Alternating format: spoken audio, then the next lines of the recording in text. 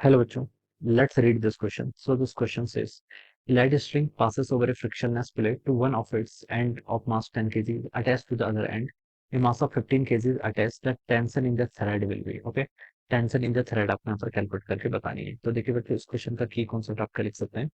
The key concept of this question, आपको बच्चों यहाँ पर क्या बताना है, टेंशन कैलकुलेट करके बतानी है। ठीक है।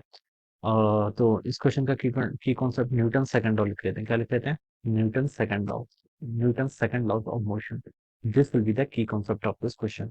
तो इसको देखिए यहाँ पर ड्रॉ कर लेते हैं, इसकी एफबीडी बना लेते हैं पहले पहले तो। ये आपका क्या है? ये आपका वो कूले है।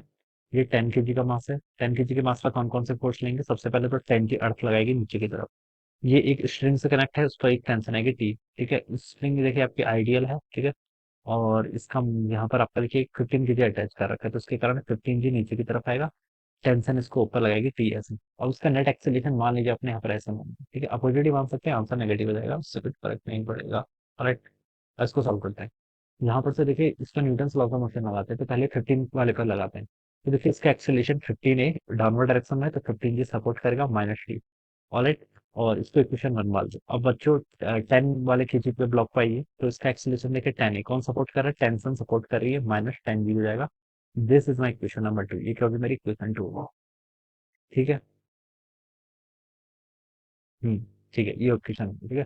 अब मुझे यहाँ पे बताना है टेंशन फाइंड आउट करनी है ना, तो ऐसा कर लेते हैं। देखिए इस इक्वेशन को आप 2 से मल्टीप्लाई कर लो, इसको आप 3 से मल्टीप्लाई कर लो। ठीक है। तो देखिए बच्चों कितना होगा आपका? ये हो जाएगा आपका 30 ए, ऊपर वाले से तो आपका 30 हो गया, यहाँ से आपका हो गया 30 जी, माइनस बच्चों कितना? 2 टी के इक्वल। और यहाँ नीचे वाले में आइए, देखिए कितना होगा आपका? 30 ए इक्वल टू कितना आपका? 3 टी माइनस आपका 30 जी के इक्वल। ठीक है, ये आ गया। अब इन दोनों इक्वेशन को देखिए आपको क्या करना है, सब्ट्रैक्ट कर लीजिए। दोनों इक्वेशन को क्या कर लीजिए बच्चों? सब्ट्रैक्ट कर लीजिए। तो कितना आएगा? 30 - 30 करेंगे तो लेफ्ट साइड पे तो जीरो। ठीक है। ऊपर देखिए 30 जी - 2 टी, इसको तो आप ऐसे रहने दीजिए, 30 जी - 2 टी। अब नीचे वाले को सब्ट्रैक्ट करेंगे तो -3 टी हो जाएगा। और माइनस ऑफ -30 यहाँ से प्लस के इक्वल हो जाएगा। ये आपका इतना होगा। ऑलराइट। ठीक है। 30 जी प्लस 30 जी बच्चों कितना होता है? 60 जी। तो इसको आप यहाँ पर 60 जी लिख लो। -2 टी -3 टी कितना होगा आपका? -5 टी। तो यहाँ से ऐसे होगा। ऑलराइट। ये आपका जीरो के इक्वल आ गया। टी की वैल्यू बच्चों यहाँ से कितनी आ गई? यहाँ से 12 जी के इक्वल आ गई। जी की वैल्यू बच्चों 10 ही रखो।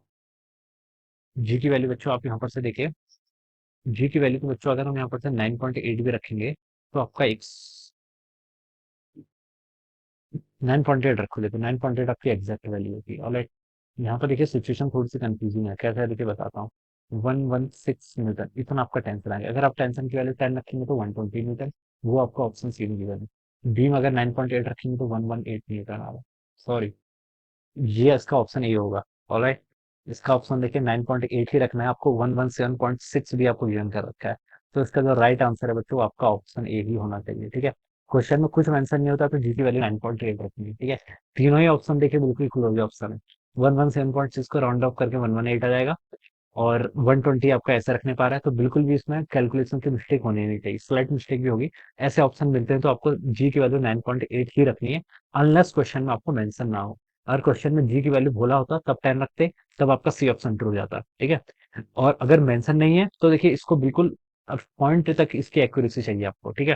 क्योंकि देखिए 117.6 को अगर हम राउंड ऑफ भी करेंगे तो 118 के इक्वल हो जाता है। तो इसमें एक्यूरेसी बिल्कुल मैटर करती है। ठीक है। तो इसका ए ऑप्शन क्या हो जाना चाहिए? राइट आंसर हो जाना चाहिए। ऑलराइट। तो ये इसका राइट आंसर हो जाएगा। तो I hope you all understood this concept. All the best and thank you so much.